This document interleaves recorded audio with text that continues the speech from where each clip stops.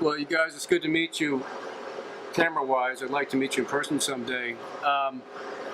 We don't have a lot of time. I won't tell you my whole story. We all have a story, but I will tell you that my parents divorced when I was young. They were poor, then they got poorer. Sometimes I moved 3 times a year for cheaper rent. I was a small kid. I got beat up a lot. And when I was 14, I snapped. My brother was beaten up. He was 13. He was beaten up by a 20-year-old military policeman. He came home on leave just to beat up my brother.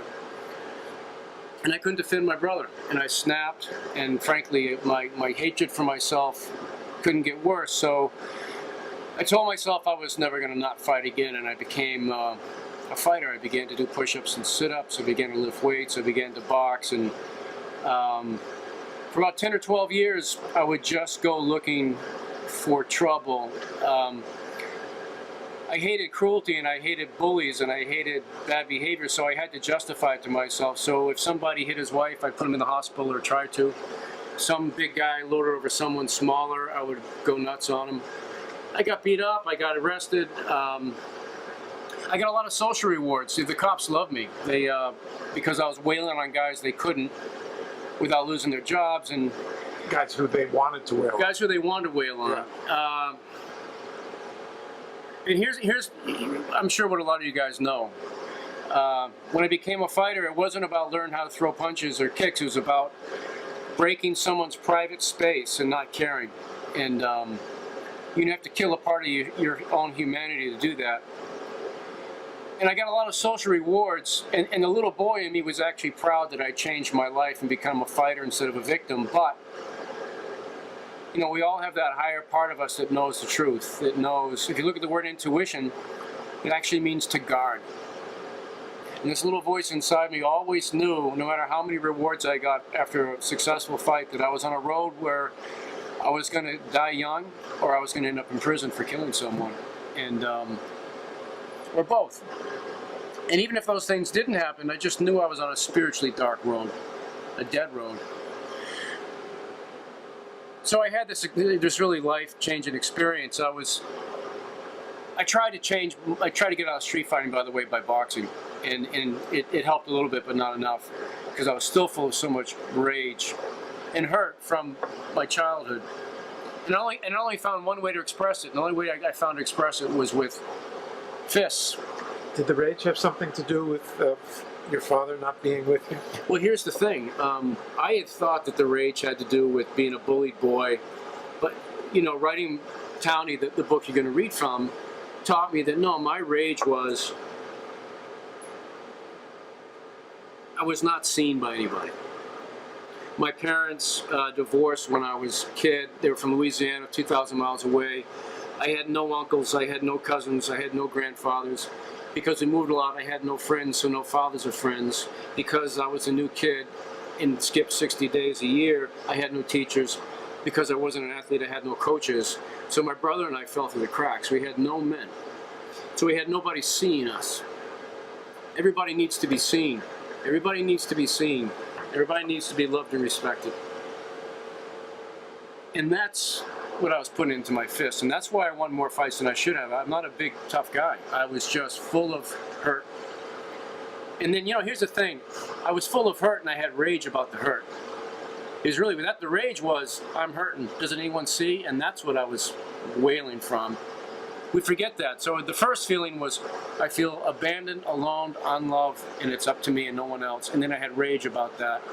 And that's why I kept looking for reasons to punch people in the face. So I'm on a train with my wife in Europe. We're taking an overnight trip from Holyhead, Wales to London. The night before, I had a dream that I was going to die. And it's kind of interesting because it was a black preacher in the dream telling me I'm going to die. And I woke up and I've never had this experience. I was terrified. I knew the dream was a dream of foreboding. I knew it was predicting my near future. I knew I was going to die a violent death. My wife and I would never have kids. I would never grow old. And I was scared. I was scared. And we find ourselves on a train car, an overnight trip, and it's full of nothing but old people and little kids.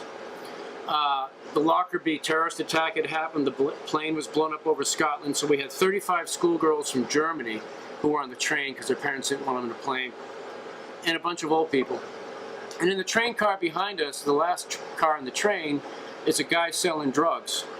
So all these young guys start to make their way through the train to buy the drugs. It's just from midnight to dawn. And they're scaring the girls, most of whom were trying to sleep in the aisles of the train.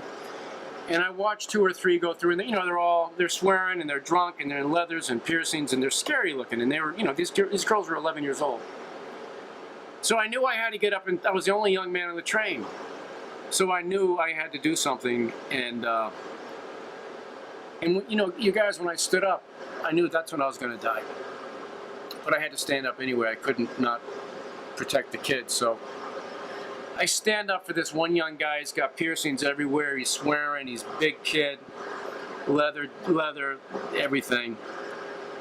Looked like he was carrying a knife. And I stopped him at the door and I said, you can't come in this train. So take your fucking head off. And he started to swear, and I'm going to cut your head off. I'm going to shit down your neck. I'm going to do all this stuff. And so my whole life, you guys, I could not bear anyone thinking for a second I was a coward or I couldn't fight. And I'd be willing to kill or die for someone not to know that, which is ridiculous and insane. But because of that dream of foreboding and this, frankly, years of fighting building up, it was at this moment that I knew I got to find another way to deal with this conflict. One thing I learned over the years is if I had my weight on my back foot, my hand down, I could throw a knockout punch. I could do it right from the back foot and swivel with the hip. And I had my hand down and my weight on my back foot while this guy was yelling at me. And a little part of me didn't want the old carpenter from Ireland next to me to think I was afraid of this guy. But I also knew I had to let go of that because that was just vanity. And here's what changed everything. The kid's eyes. He's probably 25 years old, big beefy kid. He'd been living on the street since he was 13, by the way, with his own story to tell, which is a lot like mine. And I saw he was about 5, 6 years old, really, in the face. His eyes looked so young, and I just knew, I just sensed no one had ever looked out for him either. And so I was able to talk him into the area between the 2 train cars, and I thought, well, he's probably where he's going to kill me. I'm probably going to get thrown off the train. But I wasn't going to fight. And I just began to talk to him. And I began to appeal to the part of him that I thought was me too. I said, I'm going to ask you a question after he was done threatening me and spewing. And I'm willing to bet that if you were the only young guy in that train car, and all these big scary looking guys like you are coming through scaring these 35, 11-year-old schoolgirls, you'd stop them too. You fucking ain't right, I'd stop them. I won't let him do anything to those girls. I said, I'm just doing what you would do, brother. We talked for an hour. He told me all about his life, getting kicked out of his house when he was 13, living on the streets of London, Madrid, Milan. And it ended with us giving each other a hug. And then he goes into the train car that he came from, not the one that I was in with the schoolgirls. And the train car was open, and there were these 2 elderly ladies in a blanket. And this kid, this young guy, went around, and he was whispering to like 6 or 7 people up and down the train car. And then he sat and whispered something to the 2 old ladies. And one of them looks through the door at me and says, he's apologizing to everyone. He's apologizing to everyone for what he just did. And I haven't been the same since. I haven't been in a fight in 26 years, and it's really like an alcoholic. It's one day at a time for me, because I still, as you know, once you learn, if that's how you handle conflict, that's how you think is the only way to handle conflict. But I've been in probably 6 fight situations the last 25 years, and every time I was able just to use the language. Don't get me wrong, if someone was coming after me and my family, I would defend myself physically, but I don't go after anyone anymore. I don't look for trouble anymore. And when trouble comes, I try to get to the truth of it, which is, well, what's really bothering you, brother? And if you start to call someone brother, sometimes they don't want to hear it, but if you find a way to do it and talk to that part of him that's hurt and then is really raging about his hurt, people listen, man. You know, I've got 2 sons and a daughter, and my sons are big, strong athletes, and they know about my fighting past, and they also know I'm ashamed of it. They know the little boy in me that was small and afraid is proud I changed my life, but then they know all the spiritual regret I have about it. And the best part of my life is, I was about to say the best part of my life is having been a father, but I feel like my life began when I became a father. I feel like my life before being a father was just a warm-up to stepping into my real life, which is being a father, because as you fathers know, there's no greater job, there's no greater joy, there's no greater fear. And, you know, being a father opened my heart up to all the love that was there. And frankly, you guys, in our culture, they make us hide this love, because then they call you a faggot or a pussy, and it drives me nuts.